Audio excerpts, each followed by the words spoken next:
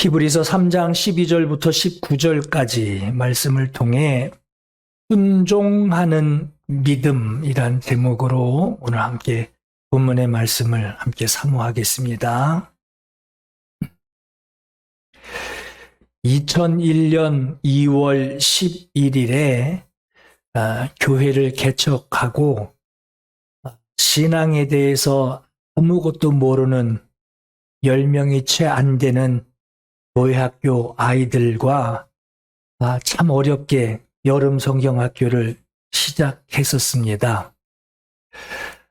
첫 번째로 시작하는 여름 성경이었기 때문에 얼마나 재미있었고 기대가 되고 흥분이 됐는지 몰라요. 함께 밥도 먹고 게임도 소리 질러가며 게임도 하고 재미있게 지내는 그런 여름 성경학교였습니다. 그런데 이제 여름 성경학교 하게 되면 이제 그 다음에 모이게 되는 예배 모임에 대해서 이제 또 전달을 하게 되잖아요. 다음 주일에 모여야 할 시간을 확인하면서 전달하는데 참 기가 막힌 일이 벌어졌어요. 다음 주일에 교회 학교 예배가 9시에 있으니까 한 8시 40분 정도, 45분 정도까지 와라 하는 그런 말을 이렇게 하나하나 확인하면서 전하려고 했는데 몇 아이들이 이번 여름 성경학교 마치면 다음 주에 못 온대요. 그래서 왜 그러냐 했더니 여름 불교 학교를 가야 된대요. 그래서 그 교회 앞에 산 하나가 있는데 그 안에 절이 좀 오래 묵은 절이 하나 있어요.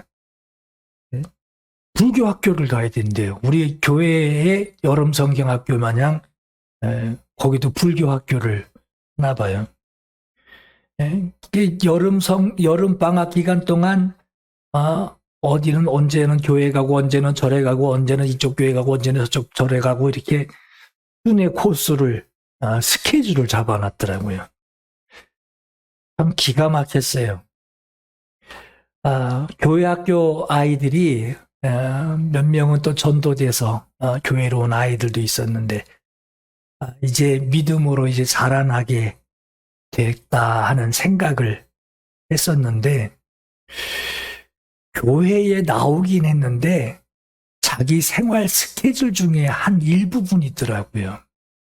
다 개인적인 생활이 있더라고요. 여러분, 신앙은 교회에 다닌다고 해서 신앙인이 되는 것도 아니고 또 성경을 또 읽었다고 해서 신앙인이 되는 것도 아닙니다. 여러분, 신앙은 마치 적은 누룩이 전체에 퍼지듯이 생활 전반에 교회 안에서만이 아니라 교회 밖에서, 집에서, 내 일터에서 생활 전반에 적용이 되는 듣는 거, 보는 거, 말하는 거, 행동하는 것이 하나로 일치될 수밖에 없는, 하나로 일치되는 하나님의 자녀로 살아가는 하나님의 자녀의 믿음이에요. 하나님의 말씀을 받아서 마음으로 믿는 거, 그리고 입으로 그 믿은 것을 시인하는 거, 그리고 마음과 말뿐만 아니라 내가 말로 시인한 대로 생활에서 그 말씀을 가지고 준행하는 거, 그 말씀을 양심에 두고 따르는 거, 이 모든 전 과정이 신앙입니다. 교회에 가서 신앙 고백하는 것만 신앙이 아니라 내 생활 전반에 모든 것이 여기에 하나로 일치가 돼야 됩니다. 추수 때에 열매 없는 씨를 뿌리는 농사꾼이 없죠. 추수 때 생각하면서 열매 나지 않는 그런 씨를 뿌리는 사람은 없습니다. 봄, 여름, 가을 이 3계절 동안 해마다 열매를 생각하고 그 거두어들일 것을 기대를 합니다. 여러분, 신앙은요, 내가 하나님 찾아서 내가 믿겠다고 시작한 게 아니죠. 하나님이 나를 부르시고 하나님의 말씀을 뿌리시고 그 씨를 뿌리는 그 농부가 어느 한 추수 때에 그 주인이 원하는 그 열매를 거두는 것이 그 씨를 뿌린 것에 농부의 목적이 있듯이 말이에요. 오늘 우리가 예수를 믿고 믿음 생활하는 거 하나님의 목적이 있어요. 성경에 좋은 땅에 있다라고 하는 것은 착하고 좋은 마음으로 말씀을 듣고 지켜서 그리고 인내함으로 결실을 거두는 것이라고 했던 것처럼 여러분, 말씀을 듣고 순종할 수 있는, 지난주에 말씀드렸죠? 말씀을 듣고 생각이 있는데 그거 생각한 것, 그 의지, 그 힘, 이 말씀은 내가 꼭 준행해야지 하는 그 힘이 내 생활에 준행할 수 있는 것으로 그 모든 과정들을 인내해 가면서 열매를 품게 되는 것, 이 신앙의 모든 과정들을 거쳐서 열매를 맺게 된다라고 하는 거예요. 따라서 이 순종이라고 하는 것은요, 교회 갈 때만 정신 바짝 차리고 오늘 믿음 고백해야지, 신앙 고백해야지 하는 그 고백이 아니라 어느 한 시간도 마음과 생각이 느슨해질 수 없는 삶의 전 과정이 바로 순종의 시간이에요. 바울도 내가 이미 얻었다 함도 아니고 완전히 내가 이제 완전히 이뤘다라고 하는 것도 아니라 오직 내가 예수께 받은 바 잡힌 바 된 그것을 잡으려고 지금도 달려가고 있노라 하고 말씀을 해요. 신앙은 완성이 없어요. 믿음은요, 나 이제 믿는 자가 완전히 됐다 하는 것이 없어요. 선줄로 생각하는 자는 넘어질까 조심하라 그러죠. 늘 순종하는 마음, 나는 항상 지금도 믿는 중이고 순종하는 중이고 내일도 믿어야 하고 내일도 순종해야 돼요. 누구도 믿음의 완성자가 없고 추수 때까지 이 과정 안에 계속 움직이고 있는 거예요. 그렇기 때문에 인생의 전 과정, 우리 인생의 모든 과정에 생각하는 거, 말하는 거, 그 순간뿐만 아니라 순종하는 것이, 매번 순종하는 것이 얼마나 중요한지를 여러분 순종 한번 하고 뿌듯하죠. 순종하고 그 다음 순종할 걸 또 기다려야 돼. 그 다음 순종할 걸 또 기다려야 돼.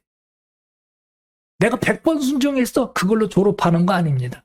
내 인생 마칠 때까지 계속 순종할 준비를 하고 있어야 돼요. 기분 나빠할 것도 없고 화낼 것도 없고 토라질 것도 없어요. 순종하려고. 그 다음 순종은 뭔가? 그 다음 순종은 뭔가? 오늘 본문에도 시작하는 말씀을 좀 잘 보세요. 형제들아 너희 중에 라고 했어요. 이 말을 이제부터 하게 되는데 이 말을 누가 듣느냐? 대상이 누구냐 하는 거예요.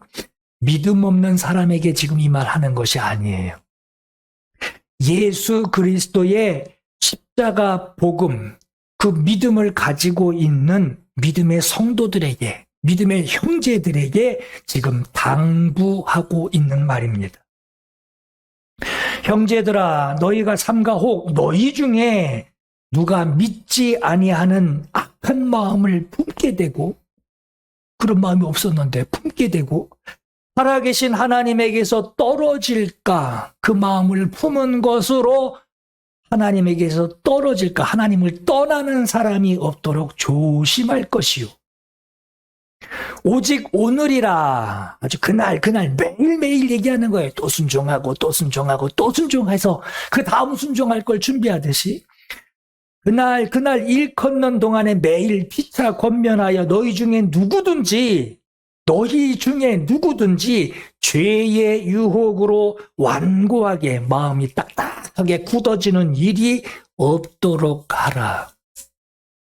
시작할 때에 확신한 그 확신한 것을 인생 마치는 끝까지 견고히 잡고 있으면 그리스도와 함께 참여한 자, 연합한 자가 되리라 하는 거예요.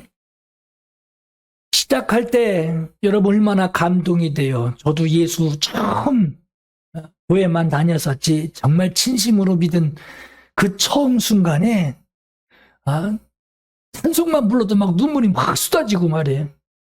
그 은혜 받은 감동이 있었어요. 그러나 시작할 때 눈물이 흐르고 은혜 받은 감동이 있고 또 주먹을 쥐어가며 저도 막 기도할 때 막 주먹 쥐면서 막 기도했거든요.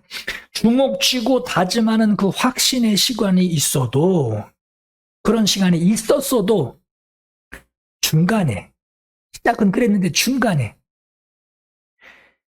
믿지 아니하는 마음을 품게 될 수가 있고 또 죄의 유혹으로 마음밭이 아주 손가락만으로도 쑥쑥 들어가던 그 마음밭이 어느 순간부터 굳어지게 되는 일이 있을 수 있으니 시작할 때 확신을 가지고 끝까지 견고히 붙잡고 가라 하는 거예요.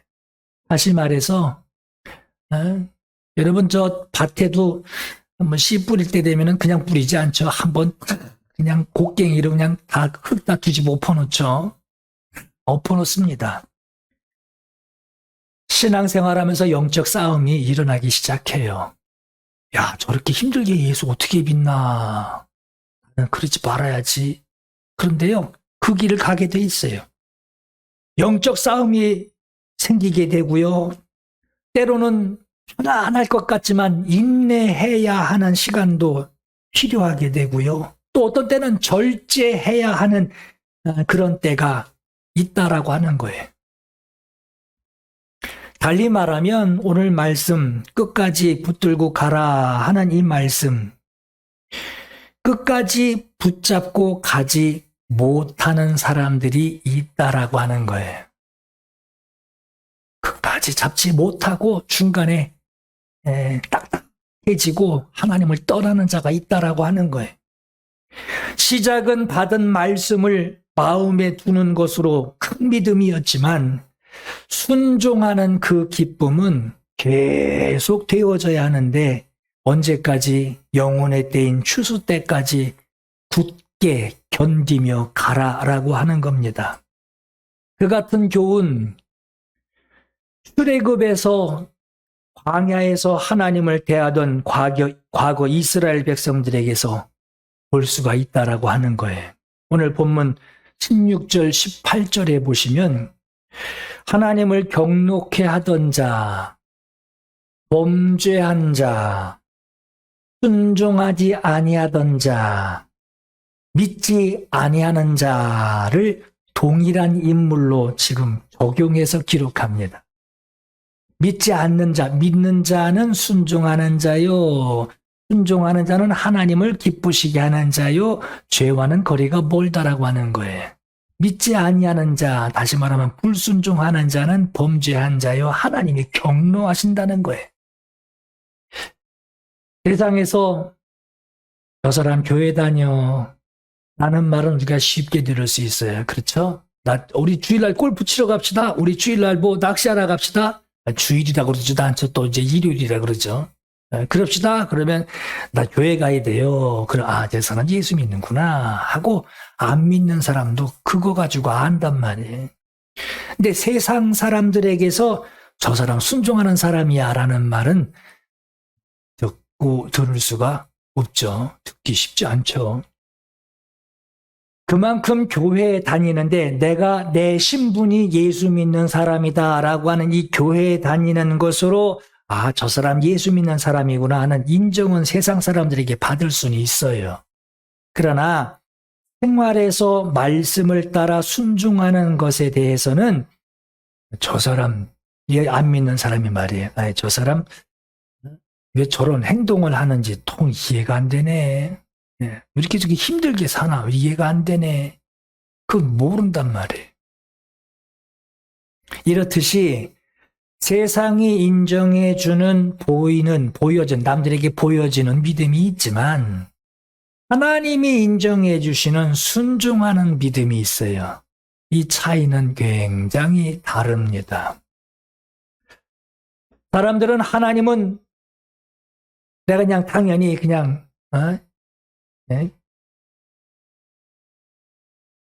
인정해 주실 것으로 넘어가 버리고 세상 사람들에게 인정받고 싶어 합니다. 하나님은 나를 좋아하시니까. 근데 난 세상 사람들에게 내가 인정받고 싶어 한단 말이에요. 그래서 자기의 믿음, 자기는 믿음의 사람이라고, 저들이 나를 인정을 하니 믿음의 사람이라고, 저 사람이 나를 아니 믿음의 사람이라고, 그것으로 위로받고 그것으로 믿음의 사람이라고 여기고 있어요. 여러분, 신앙에 말보다 순종하는 것이 얼마나 중요한 것이냐. 한 번은 제가 운전 중에 저희 한 사람 옆에 타고 4차선 도로에서 앞에 신호등 빨간불이 켜져 있는 걸 모르고 못 봤어요. 뭐 의식이 없었던 거죠. 뭐 했는지. 앞은 보고 있는데 보지 못했어요. 그걸 불이 켜져 있는 걸 못 보고 그냥 직진했던 적이 있어요. 사거리인데. 사거리 지나고 나서 내 신호등 빨간불이었다라는 것을 그때서야 알고, 여기 신호등 있었는데 하고 알고 앞이 하얘지더라고. 그리고 하는 말이 큰일 날 뻔했다. 큰일 날 뻔했다 하고 말을 했어요. 여러분, 제가 큰일 날 뻔했네 라고 하는 이 말은 교통경찰한테 걸리지 않아서 다행이다 하는 말을 얘기하는 게 아니죠. 그렇죠? 큰 대형 사고 날 뻔했다, 큰일 날 뻔했다 하는 대형 사고 날 뻔했던 걸 말하는 것이지 교통경찰한테 걸리지 않아서 다행이다라는 말은 아닙니다. 만약 교통경찰에게 걸리게 되면 할 말이 있죠. 나 정말 못 봤어요. 내 양심을 걸고 얘기하는데 정말 못 봤어요. 봤으면 제가 섰죠. 못 봤습니다 하고 말하겠지만, 아니 어쩔 수 없는 어떤 이유가, 부득이한 이유가 있다고 해도 교통경찰은 그걸 봤으니까 그 핑계에 아랑곳하지 않고 신호위반 딱지를 떼게 되죠. 못 본 것이 사실이고 못 봤다는 것을 정직하게 말하고 이해를 시킨다 해도 교통경찰은 아주 단호하게 신호위반 딱지를 끊는 것, 그 모습에 난 더 이상 할 말이 없는 거예요. 잘 못 봤다고 사실대로 얘기를 했어도 내가 항변할 수 없는 것을 내가 너무나도 잘 아는 거예요. 왜 그렇죠? 빨간 신호에 정지해야 하는 것을 운전면허 딸 때 이미 그 법칙을 내가 받았어요. 그 조건에 그것으로 시험을 봐서 면허증까지 받은 거예요. 빨간불에 서야 된다. 그렇게 답한 것에 대해서 그것을 허락을 받고 면허증을 받은 거예요. 알고 숙지하고 있었다고 하는 거예요. 그래서 신호를 못 봤던, 알지만 마지 못해서 어쩔 수 없었던 상황이든, 모르고 안 하는 것이나 알고도 안 하는 것이나 결과는 위반이라고 하는 거예요. 불순종이라고 하는 거예요. 면허시험 100점 맞으면 사고 나지 않는다는 말이 아니죠. 면허시험 100점을 받았어도 순종하지 않으면 사고가 납니다. 100점짜리 원칙을 준행하며 운전을 하고 있어도 반대편 차선에서 다른 차가 불법을 행하는 그런 운전자가 와서 나를 들이박을 수도 있어요. 나는 운전을 잘 하고 있는데도. 여러분, 주를 사랑하고 순종하며 주님 앞에 충성하는 사람에게도요, 외부로부터 그 불법을 행하는 자가 내게 핍박을 가하고 고난을 다할 때가 있습니다. 전혀 이상한 거 아니에요. 여러분 알고 있는 거, 마음에 두고 있는 거, 그거 믿음 아니라고 그랬죠? 그건 시작일 뿐이에요. 그것을 가지고 순종하기 위해서 사는 것이, 살아내는 것이 바로 믿음입니다. 돈을 벌어요. 많이 벌려고 해요. 돈을 벌어도 뭐 때문에? 순종하기 위해서 돈 버는 거예요. 공부를 열심히 해요. 코피가 터지고 눈이 막 감길 정도로 충혈돼 가지고 있을 정도로 공부를 하는 것도 순종하기 위해서 하는 거예요. 손해보는 거, 그것도 순종하기 위해서 사는 것으로 모든 생활을, 여러분, 모든 나의 생활을 순종하기 위한 것으로 기준을 정해놓고 행동들을 해보세요. 그럼요, 내가 지금 순종하며 살려고 사는지, 내가 지금 불순종하고 살려고 하는지를 본인이 알게 돼요. 스스로 알게 되는 거예요. 그런 분별력이 없이 주여 나를 도우소서 하고 기도했는데 왜 응답이 없지? 하고 응답 없는 이유가 뭔지를 모르고 지금 기다리고 있는 것이고요. 만약에 분별력이 있으면 응답이 늦어요. 그러나 그런 분별력이 있을 때 내가 주를 위하여 이것을 구합니다 하는, 순종하기 위해서 내가 이것을 구합니다 할 때에는 소망을 가지고요. 응답이 늦어도요. 소망을 가지게 되고 응답을 기다릴 수 있습니다. 우리는 기도할 때 여러분 성령이 나를 도와주시기를 기도하죠. 성령이여 나를 도우소서. 성령이여 나를 도우소서. 기도해요. 성령의 도움을 받으려면 여러분 어떻게 해야 할까요? 성령은 주의 말씀에 순종하려고 하는 자에게 역사하십니다. 순종하려고 하는 자에게 역사하셔요. 에베소서 2장 2절에 보면은요. 그때에 너희는 그 가운데서 행하여 이 세상 풍조를 따르고 공중의 권세 잡은 자를 따랐으니 곧 지금 불순종의 아들들 가운데서 역사하는 영이라. 전에는 우리도 다 그 가운데서 우리 육체의 욕심을 따라 지내며 육체와 마음에 원하는 것을 하여 다른 이들과 같이 그들과 같이 본질상 진노의 자녀이었더니 했습니다. 알고도 불순종하던, 모르고 불순종하던, 불순종하고 있는 자들을 넌 내 새끼야, 넌 내 자식이야 하고 자기의 자녀로 삼고 그들 생활 가운데 역사하는 영이 바로 사단이라는 거예요. 불순종하고 있는 자, 나는 사단 안 믿어, 난 아무것도 안 믿어, 난 나만 믿어 할지라도 그 사람 하나님께 불순종하고 있는 그 사람이라고 한다면 그 속에서 모든 배후를 조종하는 것이 사단이라고 하는 거예요.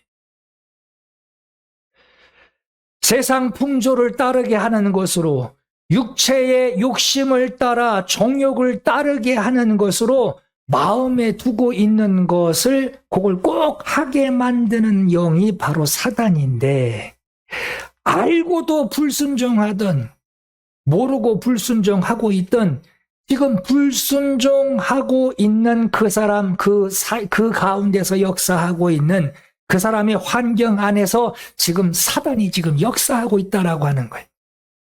여러분, 그럼 순종하는 아들들 가운데 역사하는 영은 누굴까요? 순종하려고 하고 순종하고 있고 순종했다라고 하는 것으로 그 속에 역사하고 있는 영은 누굴까요? 요한복음 15장 26절에 내가 아버지께로부터 너희에게 보낼 보혜사 곧 아버지께로부터 나오시는 진리의 성령이 오실 때 그가 나를 증언하실 것이요 그랬어요. 16장 13절에 진리의 영이 오시면 그가 너희를 모든 진리 가운데로 인도하시리니 모든 배후에 어려운 일이 있는데 어떡하지? 걱정하지 마, 내가 이렇게 인도할게. 불안한데 걱정하지 마, 이렇게 내가 인도할게. 인도하시리니 그가 스스로 말하지 않고 오직 들은 것을 말하며 장래 일을 너희에게 알리시리라. 장래 일을 알리신다니까 무슨 뭐 점집 같은 그런 얘기하는 게 아니라 앞으로도 인도하실 분이라고 하는 거예요. 걱정하지 마. 지금도 인도하고 있지만 네가 순종하려고 하느냐? 내가 너를 인도하리라. 장래에도 네가 순종하려고 하느냐? 내가 그때에도 내가 너를 인도하리라. 여러분, 그 길로 가려고 하는 사람을 그 길로 가게 하는데 아주 충분히 도움을 줄 수 있는 자가 그 길로 가려고 하는 사람을 만났어요. 이거 어떻게 안 도와줘요?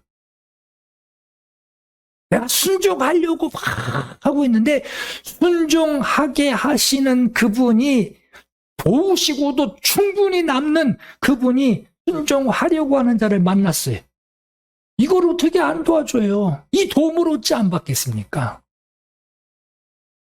마태복음 12장 30절에 나와 함께 아니하는 자는 나를 반대하는 자요 나와 함께 모으지 아니하는 자는 해치는 자니라 그랬어요. 그러므로 내가 너희에게 이르노니 사람에 대한 모든 죄와 모독은 사하심을 받되 성령을 모독하는 것은 사하심을 얻지 못하겠고 또 누구든지 말로 인자를 거역하면 사하심을 얻되 누구든지 말로 성령을 거역하면 이 세상과 오는 세상에서도 사하심을 얻지 못하리라 그랬어요. 여러분 여기 모독이라고 하죠. 성령을 모독한다라고 하는 거 블라스페미아라 부르는데 모독은 이게 뭐냐 하면요. 회방하는 겁니다. 회방. 이 모독이라는 말이 회방하는 거예요. 그리고 여기도 성령을 거역한다 그러죠. 이 거역이 무슨 말이냐? 이 거역은 하대하는 거예요. 자기의 시선에서 그 아래로 밑으로 내려버리는 거예요. 이게 바로 거역한다라고 하는 카타라고 그래서 거역한다. 하대 아주 그냥 그런 의견 내가 알겠는데 내려가 있어. 금자함에 하대한단 말이에요. 여러분 예수를 증언하시고 예수께로 인도하시는 일을 하시는 분이 성령이신데 이 성령을 회방한다든가 이 성령을 하대한다면 잡고 있어봐 좀 하대하고 있다면 순종한다고 하는 그 사람의 그 순종이 그게 진실한 순종이겠어요? 네?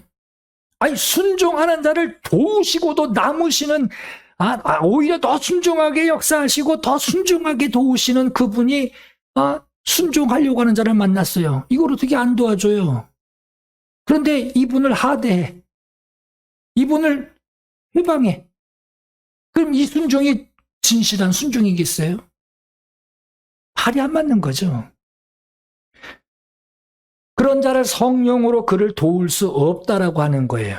여러분 성령의 도우심을 받을 수 없는 사람의 순종이라면 성령의 도우심을 받을 수 없다면 예수를 떠나게 될 것은 불보듯 뻔해요.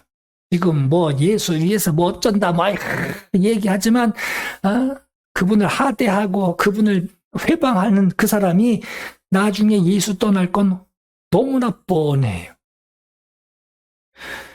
더 이상 그렇게 되면 더 이상 이제 중보할 자가 없다라고 하는 거예요. 중보할 다른 이가 없으니 방법이 없으니 그래서 성령을 회방하고 성령을 하대하면 너 이제 예수 믿는 거 그 사함 받지 못한다라고 하는 거예요. 다시 말하면 여러분 보세요. 이제 초신자들은 그래. 하나님 아버지만 부르면 예수님하고 성령님이 섭섭해 하실 테니까 하나님 아버지, 예수님, 성령님 안녕하셨습니까? 하고 세 분의 이름을 거론하는 사람이 저였어요. 제가 삼위일체를 알고 나서 이 세 분을 따로따로 생각하니까 예수님만 부르면 성령님이 섭섭해할 것 같고 성령님을 부르면 예수님이 또 나는 이럴 것 같고 그랬단 말이에요. 제 처음 신앙에. 근데 여러분 성령을 회방하고 그를 하대할 때 성령이 삐진다는 말이 아니라, 여러분 잘 들으세요. 천하 민족의 구원을 얻을 다른 이름을 주신 적이 없다고 그랬죠. 네? 아버지께서 요한복음 17장에도 아버지께서 내게 주신 이름으로 하면 예수 이름을 아들에게 주시고, 아버지의 하나님 아버지가 세상에 보내실 자기의 이름 예수를 아들에게 주시고, 아들은 이 땅에서 공생에 이루시고 나서 하늘로 올라가실 때 제자들에게 뭐라고 그랬느냐? 내 이름으로 보내실 성령이라고 그랬어요. 그러니까 여러분, 이 예수라고 하는 것이 어느 한 분의 독점적인 이름이 아니에요. 이 예수라고 하는 것이 이렇게 하나로 이렇게 흐르는 거예요. 예수라는 이름이 이렇게 우리에게 하나를 이렇게 흘러오는 거예요. 그래서 성령을 회방한다라고, 성령을 하대한다라고 하는 것은 오직 우리를 구원하여 주시는 그 예수 이름, 다른 이름이 주신 적이 없는 그 예수 이름을 내 이름으로 성령을 보내리니 해서 성령님도 예수의 이름을 가지고 일하시고, 예수님도 아버지가 내게 주신 아버지의 이름으로 세상에 와서 내가 아버지의 뜻을 이루었습니다 하는 예수 이름을 가지고 예수께서 일하시고, 그러니까 하나로 흐른단 말이에요. 근데 내가 여기서 성령을 하대하고 성령을 거역한다, 회방한다? 그러면은 구원을 이룰 이름 예수 이름을 회방하는 것이고, 예수 이름을 순종하게 하는 그 성령님을 하대하고 그 예수 이름으로 순종하게 하려는 그 성령님의 일하심을, 이거를 회방한다면, 구원 얻을 다른 예수 이름 말고는 다른 이름을 주신 적이 없는데 성령님을 회방한다? 그럼 뭘로 구원 얻냔 말이에요. 그래서 이 성경에 성령을 거역하면 화하심을 얻지 못하리라 하는 것이지, 성령님이 삐지니까 너 지금 큰일 났다 이 얘기가 아닙니다. 순종하는 자에게 역사하고 계시는 분은 성령이시라고 하는 거예요. 예수를 영접한 자가 범사에 성령님의 도우심을 받으려거든, 여러분 이제 그런 경험들이 있으실 거예요. 성령 받으려고 기도원 가고 말이에요.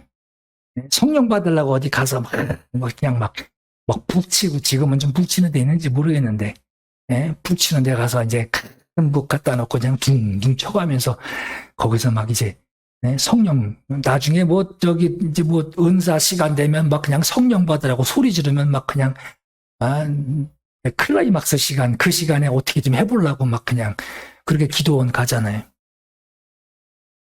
기도원 가서 큰 소리 지르고 성령 충만 구한다고 성령의 도우심을 받는 거 아닙니다. 저는 제목을 잘 보세요. 성령의 도우심을 어떻게 받는가 하는 거예요. 성령의 도우심을 어떻게 받는가. 기도원 가서 소리 지르고 막 그냥 막 해서 받아내는 거 아닙니다. 여러분, 성령의 도우심을 받으려면요, 주님의 뜻에 내가 순종하려고 할 때, 성령님은 순종하는 자에게 순종할 충분한 힘을 가지고, 넉넉한 힘을 가지고 순종하게 하기 위해서 오신 분이에요. 순종하려고 할 때 성령은 일거리 생겼다. 그리고 성령께서 역사하시는 거라는 거예요. 여러분, 그 기도원 가서 금식 기도 막 실컷 하고, 금식해서 막 배도 고파가지고 한 30일 금식 기도 이러고선 찬송할 힘도 없어요. 그냥 속으로 흥얼거리는 거지. 이제 목도 다 쉬어가지고, 그렇게 기도해서 성령 충만함 받았다고 쳐요. 감동에 대해서 성령의 충만함을 받았다고 합시다. 그러나 기도원에서 그런 아주 천국 같은 생활을 하고 있다가 내려와서 이제 금식기도 끝나면 이제 보양 음식 좀 먹고 이제 속 달래가면서 밥을 채워 넣습니다. 그 내려와서 밥 먹고 나면요, 금식할 때 그 갈급했던 그 사모함이 배가 부르면서 이제 슬슬 식어져요.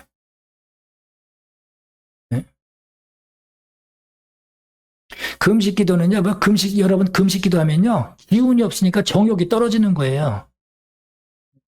정욕이 떨어지니까 은혜만 구하게 돼 있어요.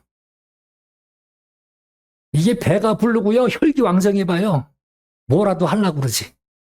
그래서 금식 기도하는 거예요. 결국 자기 목소리, 제 목소리로 돌아오게 되고 배도 부르고 나면은 이제 말씀 따라 순종하지 않는 생활이 점점 쉬워지게 돼요. 그죠? 배 등 따시고 배부른데 이제 순종하지 않는, 이렇게 불순종하게 되면 오신 성령 충만히 받았다 했을 때 불순종하게 되면 그분 모독해 드리는 거예요. 죄 짓는 거예요, 또. 여러분, 성령이 오신 목적이 뭐냐? 성경에는 주의 말씀을 가르치신대요. 가르치신대요. 그 말씀을 가르치시고 주의 말씀을 생각나게 하신대, 기억하게 하신대요. 가르치시고 기억하게 하시는 것은 순종하게 하려고 하는 성령의 사역입니다. 성령의 일하심이에요. 이렇게 순종하게 하는 이가 성령이시라고 했어요. 사도행전 5장 32절에 하나님이 자기에게 순종하는 사람들에게 주신 성령이라고 나와 있어요. 성령이 내게 오신 목적이 무엇인지를 알아야 순종하는 자가, 그 말씀대로 순종하는 자가 성령님을 모시고 사는 그 기쁨이 있어요. 그분이 내게 무슨 일을 하시려고 하는지를 알고 같이 있으니 순종하려고 할 때 기쁨이 있는 거예요. 요한복음 14장 26절에 보혜사 곧 아버지께서 내 이름으로 보내실 성령, 예수의 뜻을 순종하게 하시기 위하여 오신다는 거예요. 그가 너희에게 모든 것을 가르치시고 내가 너희에게 말한 모든 것을 생각나게 하리라 했어요. 순종하는 것으로 나와 함께 아니하는 자는 나를 반대하는 자요, 나와 함께 모으지 아니하는 자는 해치는 자니라 하고 아까 마태복음 12장 30절에 말씀했죠. 우리 생활에 이 순종이라고 하는 것이 얼마나 중요한 것인지, 성령의 도우심을 따라 사는데 순종이 얼마나 중요한 것인지, 성령을 모시고 사는데 순종이 얼마나 중요한 것인지, 성령이 오신 것으로 내가 뭔가 굉장한 걸 하려고 그러지 말고 성령이 함께 오셔서 그가 원하시는 것이 무엇이냐? 순종이다. 그럼 내가 순종하는 것이 얼마나 중요한가? 그분을 가까이 모시고 있는 것으로 더 확실히 알게 되는 거예요. 여러분, 오늘 본문에 이스라엘이 광야에서 약속의 땅 가나안에 들어가지 못하고 광야에서 멸망당하는 것. 그들에게 어떤 일이 있었길래, 무슨 일이 있었기에 하나님의 약속을 받은 사람들, 하나님의 약속을 받은 그들이 그 약속의 땅에 들어가지 못하고 거기서 죽었을까? 거기 있던 사람들은요, 하나님의 놀라운 능력을 눈으로 직접 본 사람들이에요. 하나님의 백성이라고 하는 그 말씀을 하나님께 듣기까지 했던 사람들이에요. 하나님이 그들에게 약속을 주셨고 그들은 약속을 받았고 그 약속 안에서 그들에게 예배를 주시고 속죄의 의식을 주시고 율법을 주셨어요. 그것으로 하늘 위에 있는 안식처, 하늘에 올라가게 되는 게 아니에요. 여러분 잘 보세요. 하늘 위에 있는 저 천국의 안식처를 주셨다는 게 아니에요. 눈에 보이는 가나안 땅을 주시겠다라고 약속하셨어요. 이 정도로 이 약속과 이 환경이라고 한다면, 아니 하늘에 올라가겠다는 것도, 하늘에 올라가겠다는 것도 아니고 저기 있는 저 땅에 들여보내주겠다, 도와주시면 내가 확 들어가 버리지 뭐 하듯이, 그냥 밀고 들어가면 되지 뭐 하고 들어갈 수도 있었을 텐데, 그것도 못 들어갔단 말이에요. 적어도 가나안 땅에 들어갈 수 있는 복을 주셨음에도 그들은 그 땅에 들어가지 못하고 광야에서 멸망을 당한 것인데, 무엇 때문에? 아니, 천국도 아니고 하나님 나라도 아니고, 무엇 때문에 저기 들어간 저 땅에도 못 들어가는 그 안식을 누릴 가나안 땅에 들어가지 못하고 그들이 망할 수밖에 없었을까?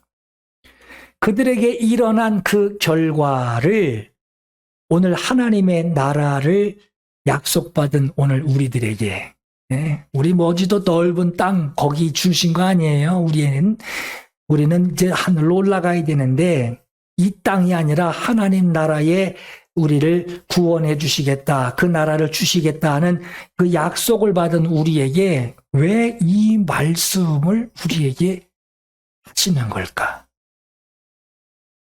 그 답이요, 오늘 본문 다음 장인 4장에 기록하고 있습니다. 새번역 성경으로 읽어드릴게요. 그러므로 하나님께서 주시는 안식에 들어가리라는 약속이 아직 남아있는 동안에,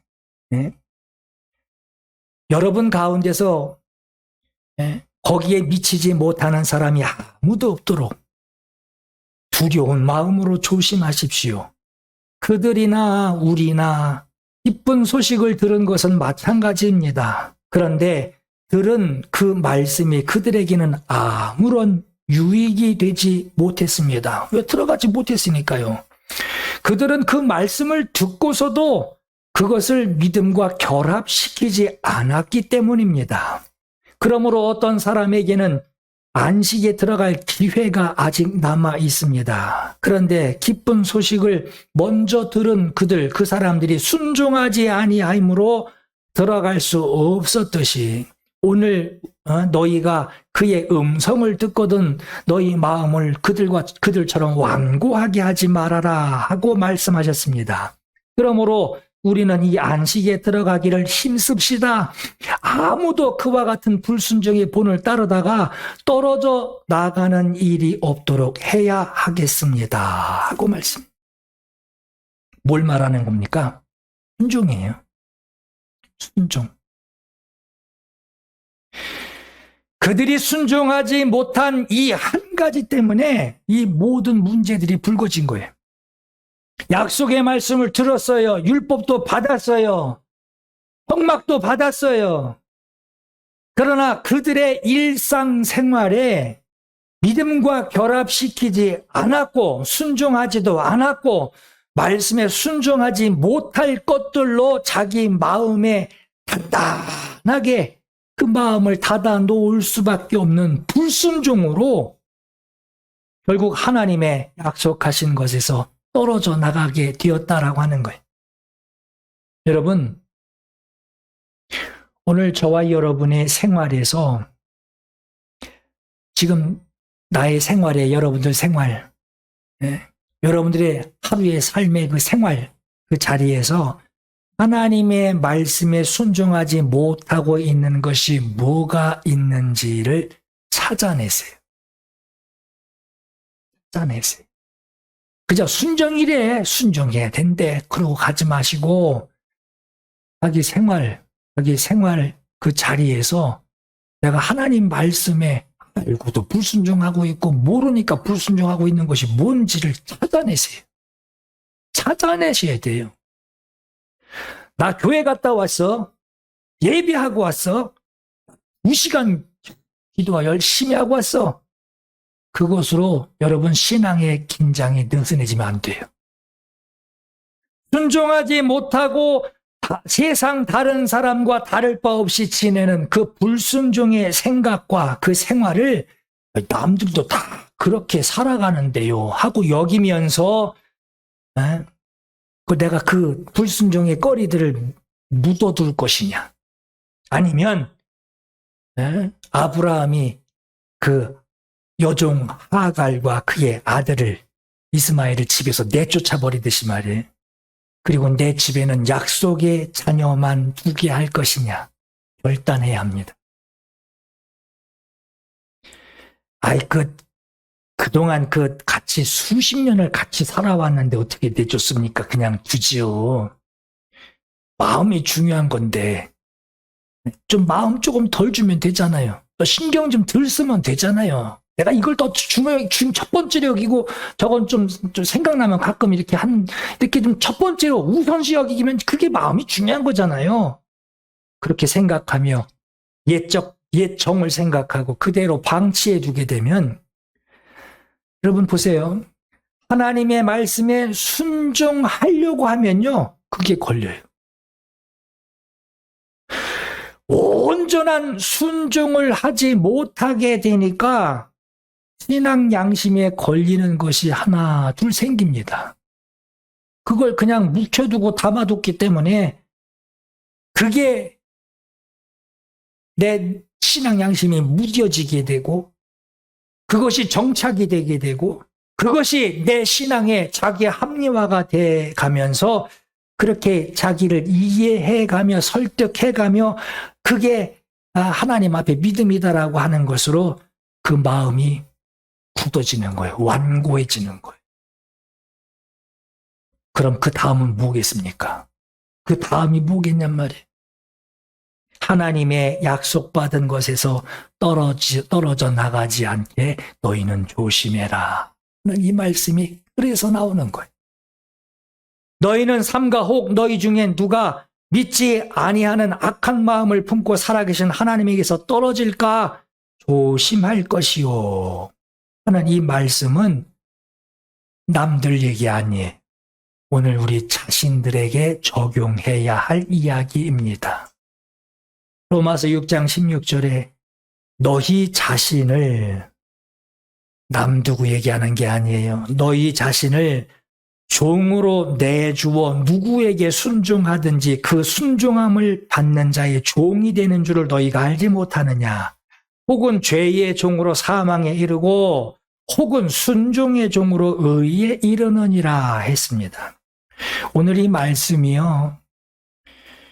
오늘 왜 이렇게 오늘 또 저런 소리를 할까? 그리고 그냥 두고 가지 마시고 오늘 여러분 신앙 양심에 이것이 교훈이 없다면 결단이 없고 깨닫는 것이 없고 정말 돌아봐야 되겠구나 하는 이런 여운이 없다면 세상 사람과 다를 바 없이 이것저것 죄다 섞어다가 혼합된 나 교회 다녀 하는 것으로 구원받게 되는 것으로 있게 됩니다.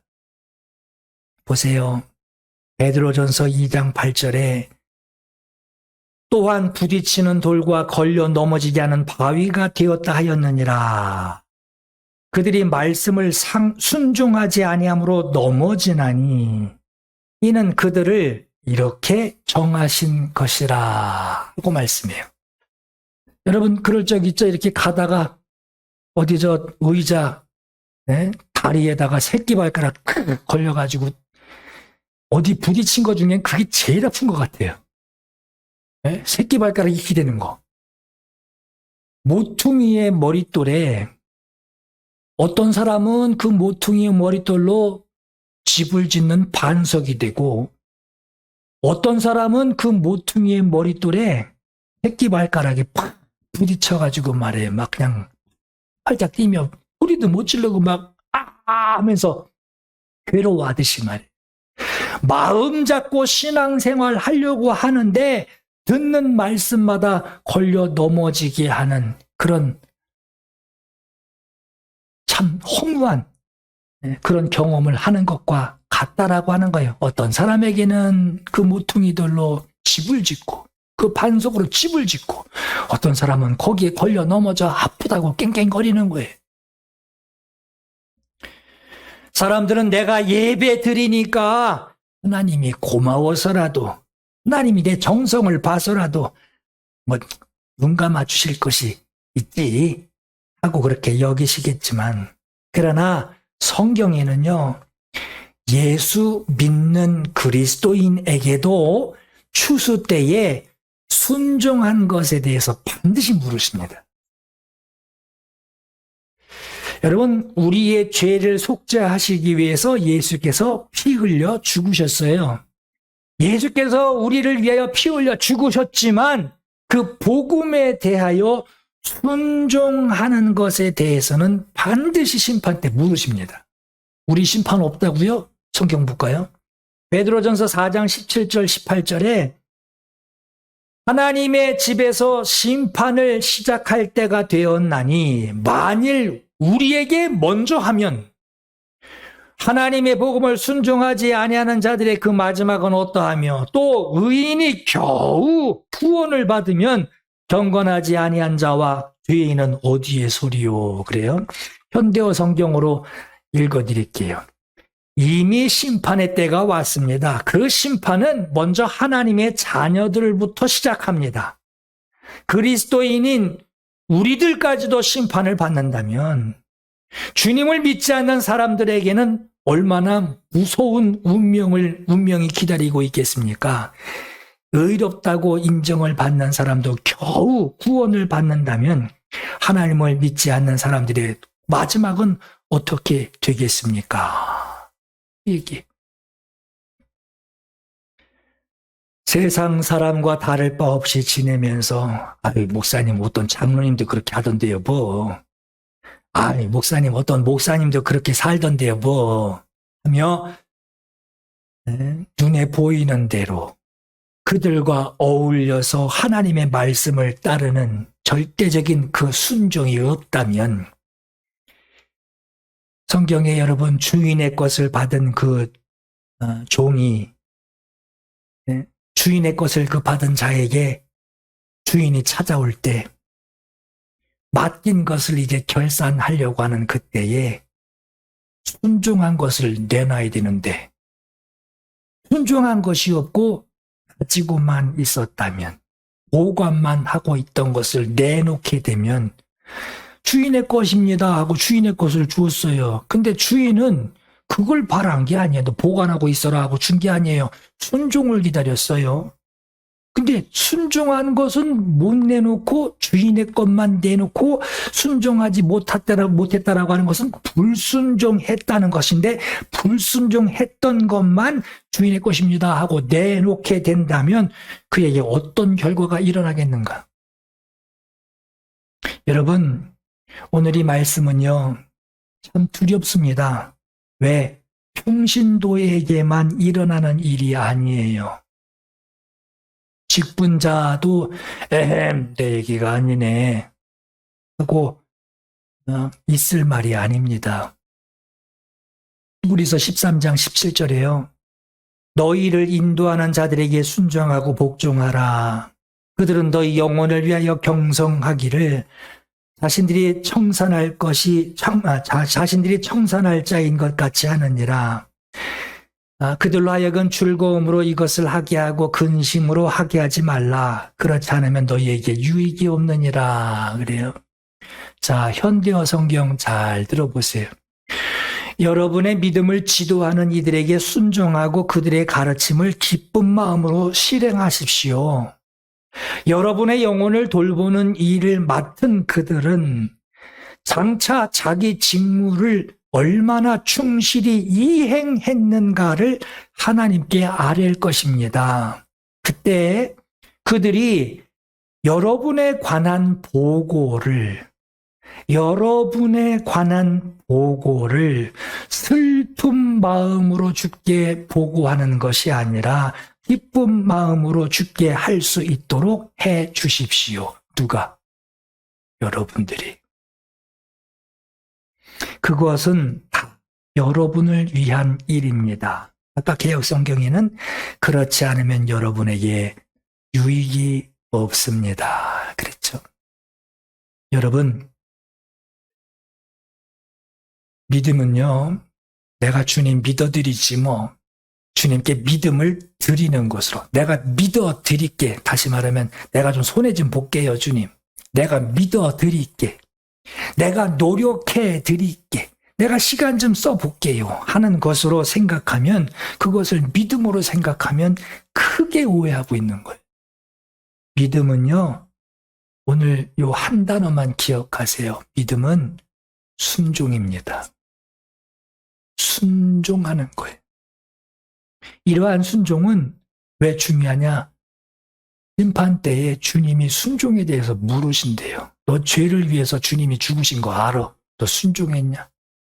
순종에 대해서 그거 물으신대요. 나의 구원, 나의 영생과 직결되어 있는 것이 뭐냐? 순종입니다.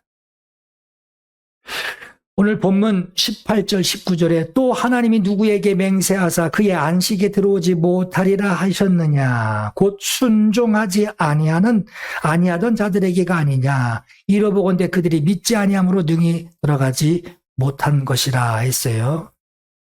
여러분 순종하고 믿음하고 같은 뜻으로 사용합니다. 지금 믿음은 순종이고 순종은 믿음이에요. 왜, 우리 그러죠? 나 믿음은 있는데 잘 안 돼. 그건 안 되는 게 아니라 안 하는 거예요. 그죠? 네. 믿음하고 순종하고 다르게 생각하면 안 돼. 아까 일치되는 거라 그랬죠. 네. 그래서 살아가야 합니다. 살아가 안 되는데 살아가야 합니다. 순종하며 살아가야 합니다. 하는 것이 오늘 우리의 현장에서 정말 펄떡펄떡 뛰는 우리의 믿음이에요. 만들어가야 하는 것이 계속 있단 말이에요. 순종이 계속 있단 말이에요. 내 믿음은 어디 교회 안에 갇혀있는 그런 믿음이 아니에요. 교회에 가서나 구경할 수 있고 확인할 수 있는 믿음이 아니에요. 내 생활 중에 계속 움직이는 거예요. 이게 순종이에요. 이게 믿음이에요. 순종하는 자는 믿음이 있다는 것이고 불순종하는 자는 아무리 큰 믿음이 있는 채 해도 불신자라고 하는 거예요. 여러분 믿음이 있다고 하면서 생활에 신앙 양심에서 자유롭지 못한 불순종이 우리에게 있다면 발견하는 거예요. 우리에게 있다면 그 믿음은 결산 때에 가면 그게 진짜 믿음인지 도금된 건지 그 진위 여부를 가리게 된다라고 하는 거예요. 확인한다는 거예요. 이게 참이냐? 이게 거짓이냐? 이게 진짜냐? 이게 가짜냐? 이게 진실이냐? 이게 거짓이냐를 드러내신다라고 하는 거예요. 오늘 말씀을 통해서 여러분의 생활의 자리, 여러분 성경에 있고 교회에 있는 말씀으로 생각하지 마시고 이 말씀을 들으시고 시선을 여러분 생활으로 돌리세요. 내 생활, 24시간 생활하는 내 생활, 일주일 동안 생활하는 내 생활의 자리를 확인해 보세요. 파악하세요. 그리고 발견해내야 합니다. 불순종의 모양들 거기에 살짝 넣어놓지 말고 끄집어내서 쫓아내는 그 결단이 있기를 축원합니다. 여러분 하나님 앞에 온전한 믿음, 어제 뚜껑 열어야지 거기 보관되어 있는 믿음 말고요. 온전한 믿음 그 자리가 되기를 또 온전한 순종 그 자리가 되기를 주의 이름으로 축원합니다.